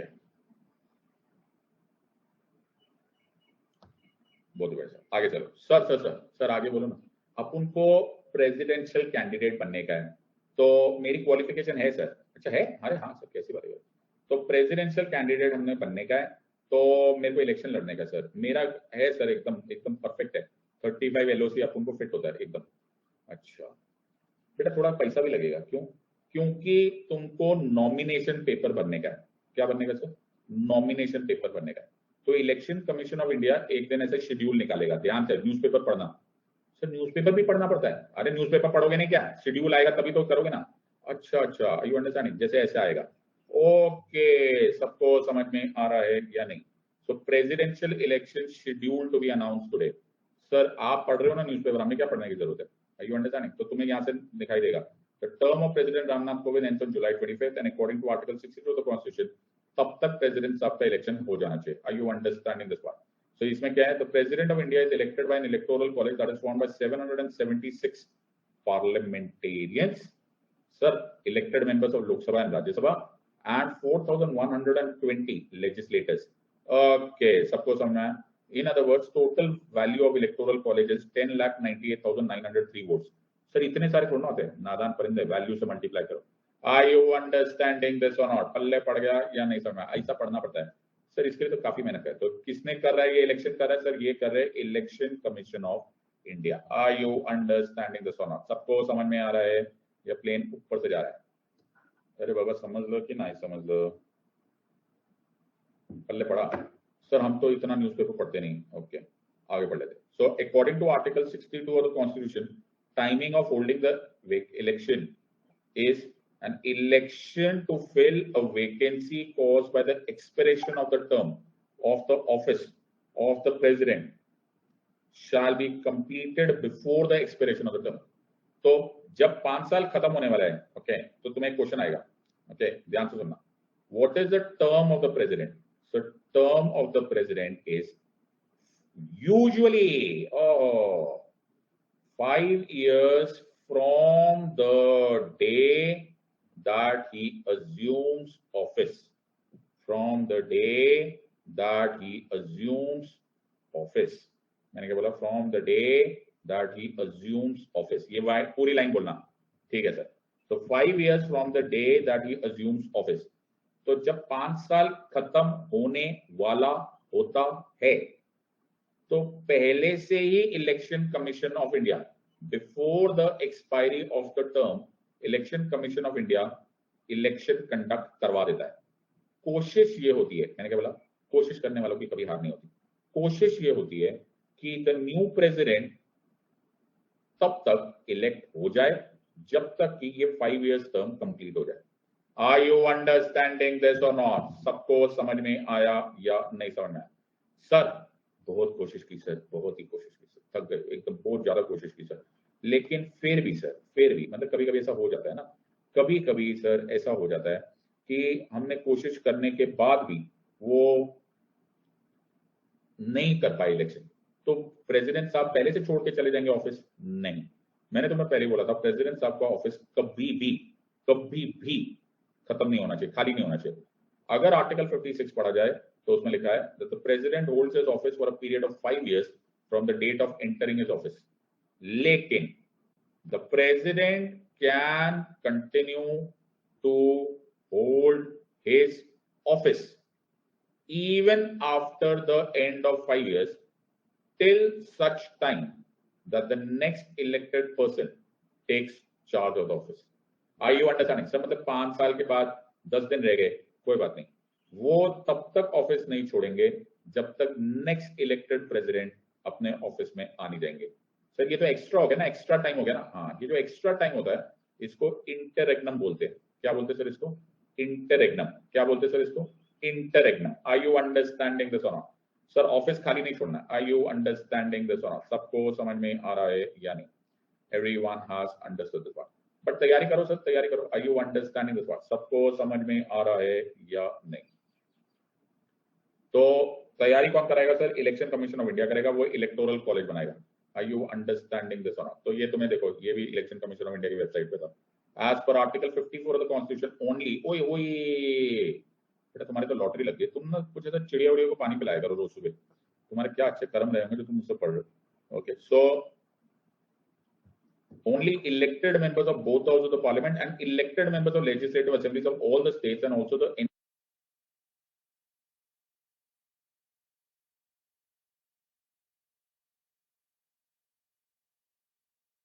city of Delhi and UT of Puducherry are members. Abhi vote in this election. Are you understanding this or not? पल्ले पड़ गया या नहीं पल्ले पड़ा? Everyone has understood this or not? सबको समझ में आ गया या नहीं समझ एकदम से? तो कहाँ से पढ़ा रहा sir? Everyone has understood this or not? आगे चलते. Okay sir. सर सुनो ना सर अब अपन ना नॉमिनेशन पेपर भरेगा, आप उनको इलेक्शन पार्टिसिपेट करने का बेटा 15,000 रुपए का सिक्योरिटी डिपॉजिट करना पड़ेगा. 15,000? हाँ, 15,000 रुपीज का सिक्योरिटी डिपॉजिट लेकर आना आरबीआई बॉन्ड के फॉर्म में. ओके, और फिर तू इलेक्शन का नॉमिनेशन फॉर्म भर सकता है. सर ये पैसा वापस हो जाएगा ना? हाँ कोई टेंशन नहीं, रिफंडेबल है ये. अच्छा, लेकिन सर ये वकील लोग जब लेकिन बोलते हैं ना डर लगता है. अगर तेरे पास less than 1/6 of the votes आ गए, अच्छा ये पैसा फोरफिट हो जाएगा, जब्त हो जाएगा, जमानत जब्त. आर यू अंडरस्टैंडिंग दिस और नॉट? तो सोच समझ के लड़ना. एवरीवन हैज अंडरस्टूड दिस और नॉट? सबको समझ में आया या नहीं? तो सर बहुत ही सारी चीजें, इतनी सारी स्ट्रिक्ट चीजें, 35 एलओसी देखो, नॉमिनेशन देखो, रिफंडेबल भरो, ये क्या क्या है सर? सब कुछ है बेटा. हेड ऑफ द स्टेट का इलेक्शन हो रहा है, मजाक है क्या सर? अब तो पार्टिसिपेट करने दो बेटा. एक छोटा सा काम, क्या नॉमिनेशन पेपर पर 50 members of the electoral college, any 50 members of the electoral college. कौन से 50 members है? अरे बाबा जो इलेक्टोरल कॉलेज बना है उनमें से कोई भी 50 लोगों का साइन करवा के लिया. इनको बोलते हैं प्रपोजर्स. क्या बोलते हैं सर इनको? Proposers. Are you understanding this part?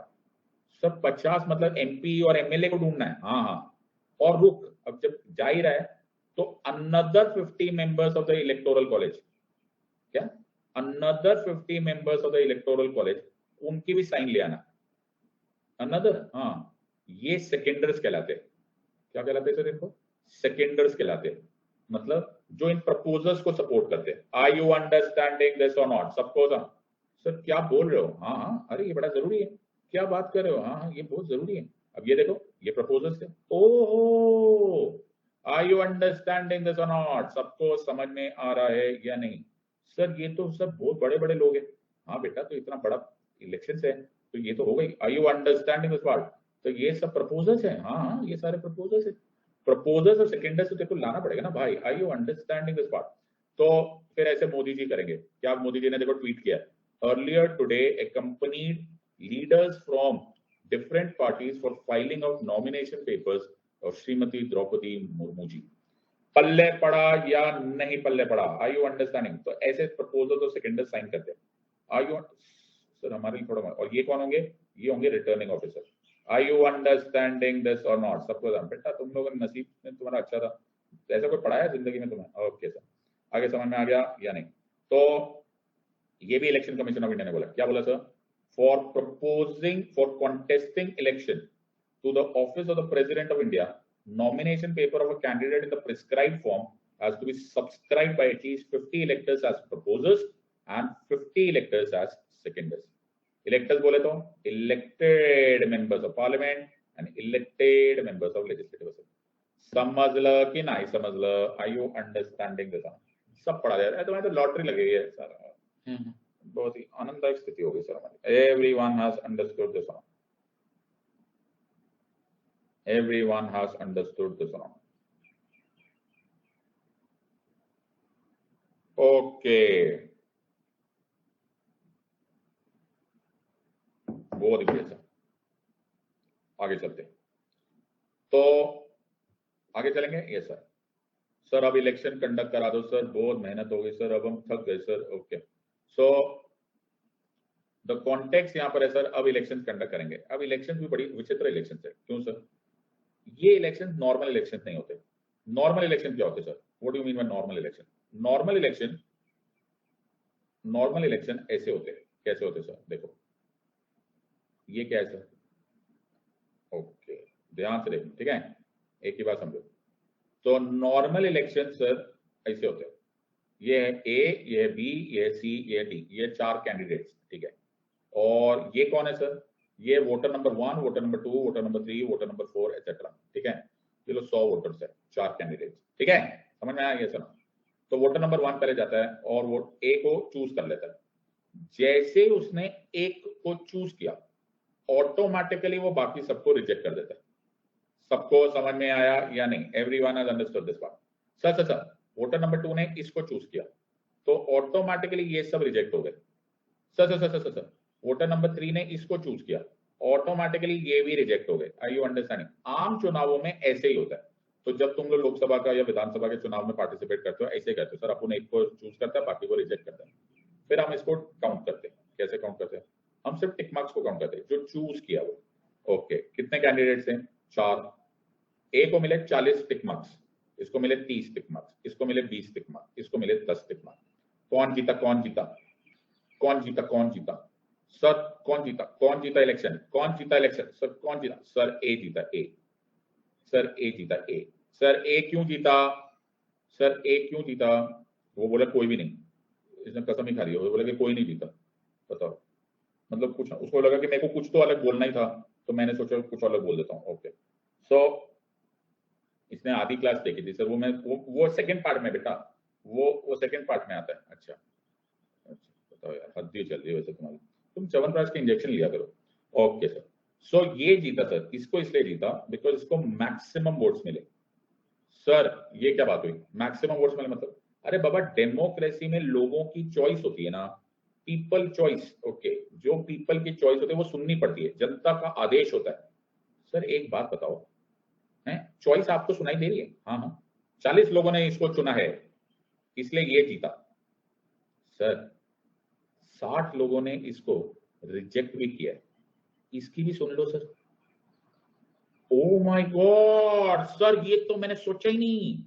60 people ने इसको रिजेक्ट भी तो किया है सर, इसके बारे में आपका कोई विचार नहीं है?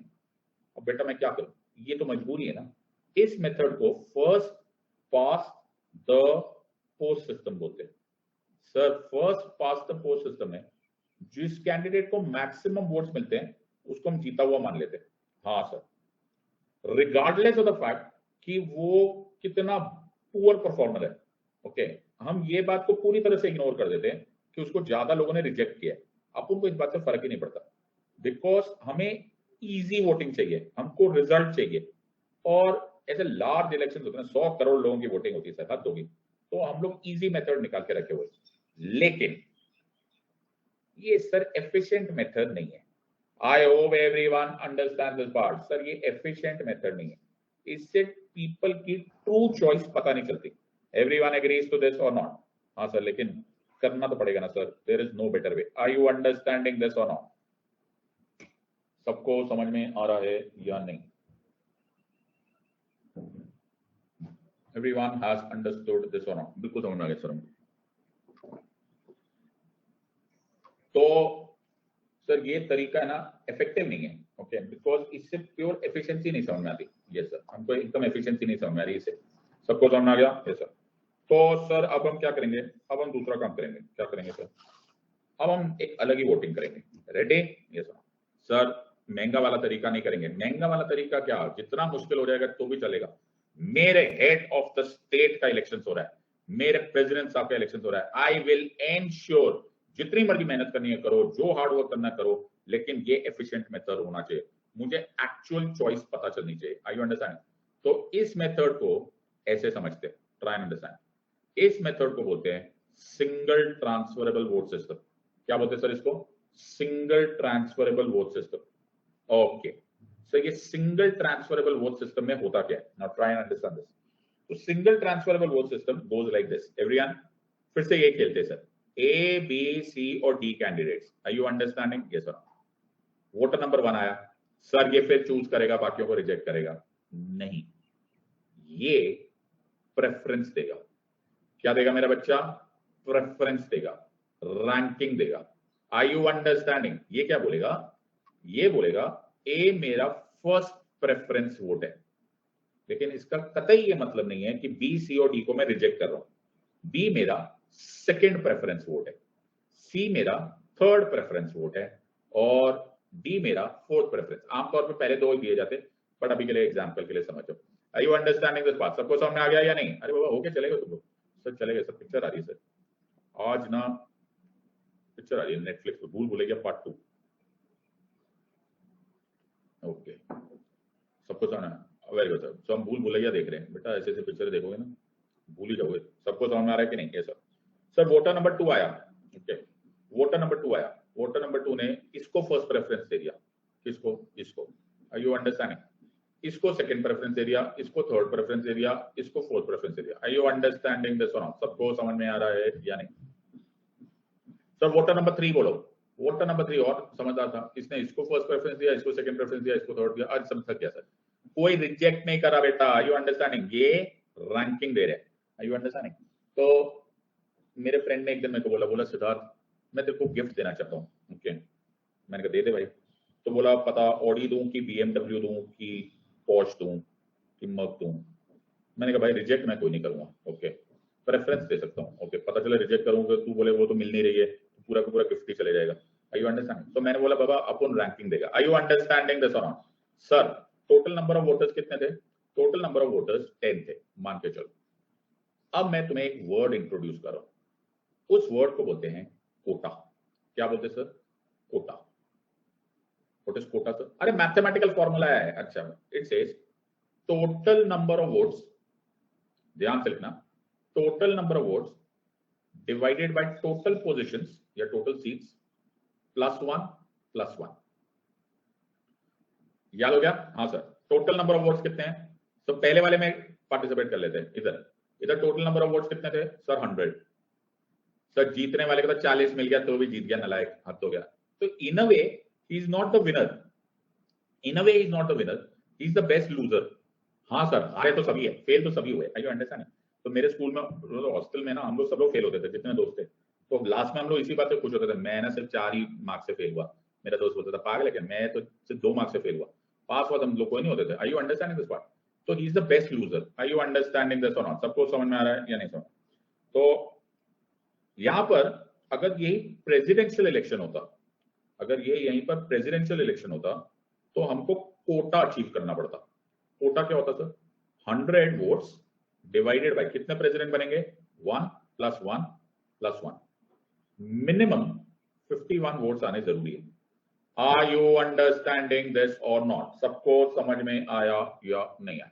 एवरीवन हैज अंडरस्टूड दिस और नॉट? सर हमको समझ में आ गया, एवरीवन हैज अंडरस्टूड दिस और नॉट? तो अब हम जाएंगे सिंगल ट्रांसफरेबल वोट सिस्टम में, जहां पर हमने वोटिंग को रैंक दिया, रैंक ऐसा। सो किसी ने इसको फर्स्ट प्रेफरेंस वोट दिया, किसी ने इसको फर्स्ट प्रेफरेंस वोट दिया, किसी ने इसको, किसी ने इसको फर्स्ट प्रेफरेंस, फिर ये second preference, third preference, fourth preference, first preference, second, third, fourth, first preference, second, third, fourth. चलो सर कोई बात नहीं, मान के चलो 10 ही वोट्स है, ऐसे कैलकुलेट कर लेते। अब मैं काउंट करूंगा, मैं फर्स्ट राउंड ऑफ काउंटिंग में सिर्फ फर्स्ट प्रेफरेंस वोट काउंट करूंगा, जिसको फर्स्ट मिला है। Are you understanding? ठीक है, मैं तुम्हारे सामने रिजल्ट रख रहा हूं। ओके, ए को मिले हैं 4 फर्स्ट प्रेफरेंस वोट, बी को मिले हैं 3 फर्स्ट प्रेफरेंस वोट, सी को मिले हैं 2 फर्स्ट प्रेफरेंस वोट, और डी को मिला है 1 फर्स्ट प्रेफरेंस वोट। कौन जीता? कौन जीता? कौन जीता? सो कौन जीता? ओके, सो च्यवनप्राश डेफिशिएंट लोग जो है वो अभी भी एक को जिता रहे हैं, बट तुम ये बात भूल गए कि कोटा अचीव नहीं हुआ। ओके, तुम च्यवनप्राश के सैंडविचेस खाया करो।